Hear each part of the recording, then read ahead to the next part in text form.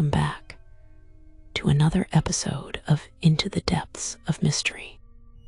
Tonight, we unravel a story that's been whispered about across social media, where a viral toy became a vessel of something far darker.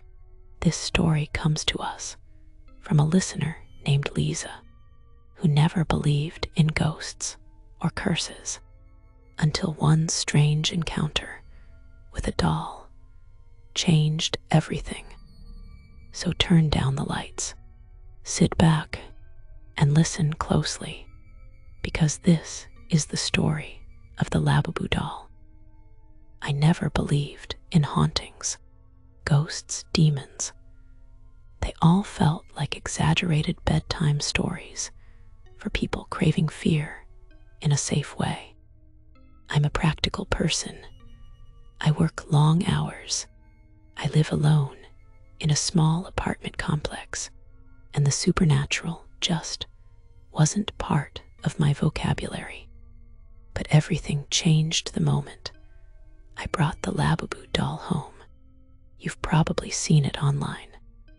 The little creature with its oversized eyes and devilish grin, its expression frozen somewhere between playful and menacing. It exploded on social media a few months ago. Everyone wanted one. People were lining up, paying hundreds of dollars for limited editions.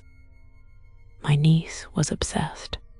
She loved all kinds of dolls, porcelain, plush, collectible.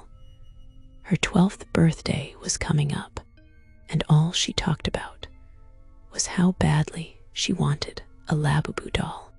At first, I brushed it off. I didn't understand the obsession. To me, the thing looked disturbing, like a mischievous imp pulled straight from a nightmare. Still, I wanted to make her happy. I searched everywhere: toy stores, collector forums, online listings. Every time I managed to find one, it was either sold out or insanely overpriced. After weeks of searching, I gave up.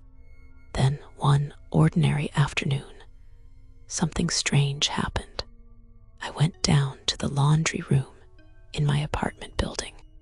In the corner, there's a small area where people leave unwanted things like old furniture, dishes, and random items left behind when someone moves out. That day, sitting right there on the donation table, was a Labubu doll. I froze. It looked brand new, clean and untouched, sitting upright as if someone had just placed it there deliberately. I suddenly felt so excited. After all those failed tries to find one, there it was, the Labubu doll, like it had been waiting for me. I couldn't believe my luck. I picked it up carefully. Its glassy eyes caught the fluorescent light, glinting like they were alive. The wide grin seemed to stretch across its little face, frozen in a permanent mockery of joy. I brushed off the uneasy feeling creeping up my spine and smiled to myself. My niece would be thrilled. I took the doll upstairs to my apartment and set it on my living room table. That night, I turned off the lights, feeling unexpectedly calm, as if the worst of my worries had finally passed.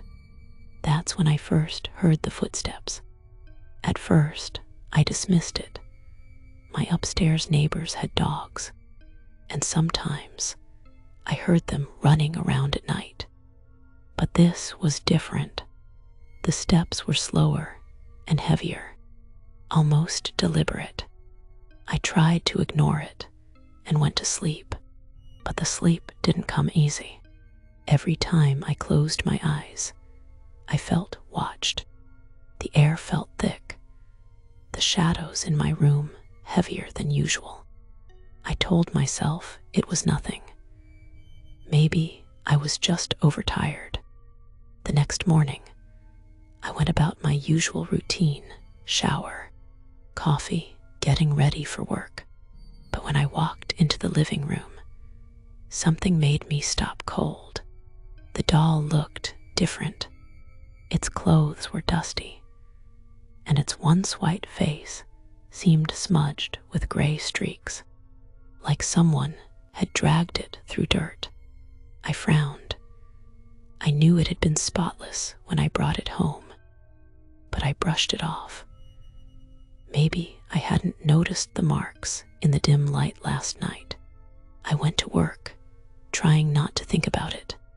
When I came home that evening, I opened the door, and my heart nearly stopped.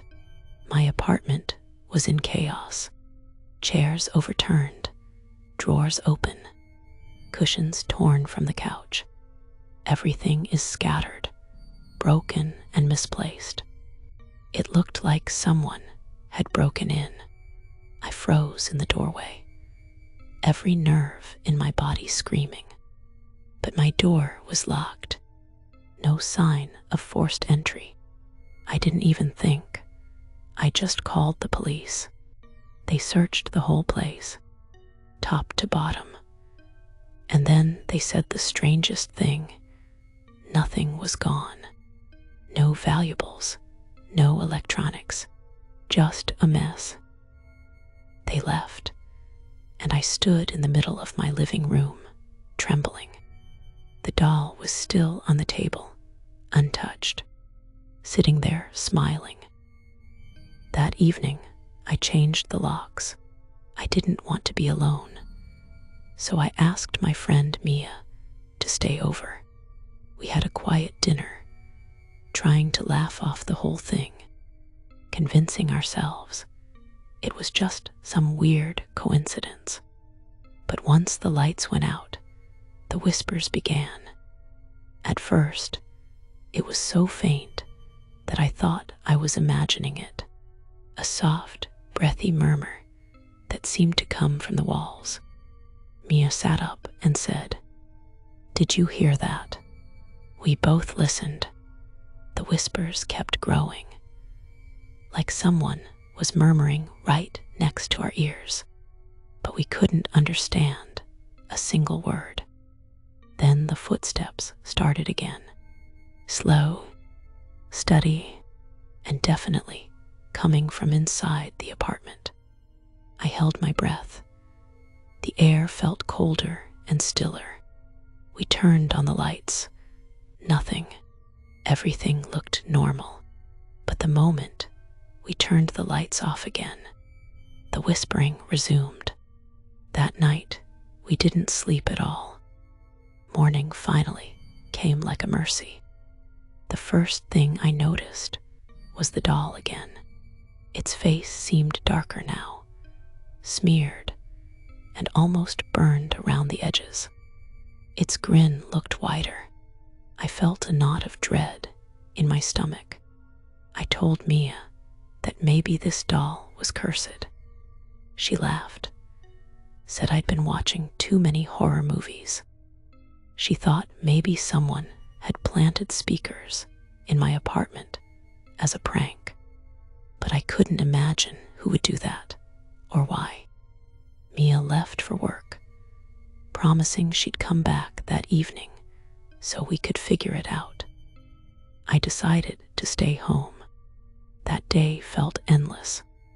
Every creak of the floorboards made me jump. Every flicker of the light made my heart race. I sat in the living room, trying to distract myself with TV. But then I saw it. Just a quick movement at the very edge of my vision. My head snapped toward the table. The doll, it was now facing me. I was positive I hadn't left it like that.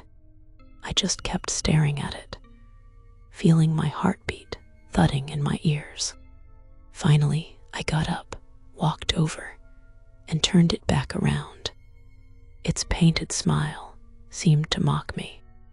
I sat back down and tried to focus on the screen. At some point, exhaustion took over and I dozed off. I woke up gasping, drenched in sweat, heart pounding like a drum. I couldn't remember the dream, only that it was dark, something evil watching me. As I caught my breath, my eyes fell to the table.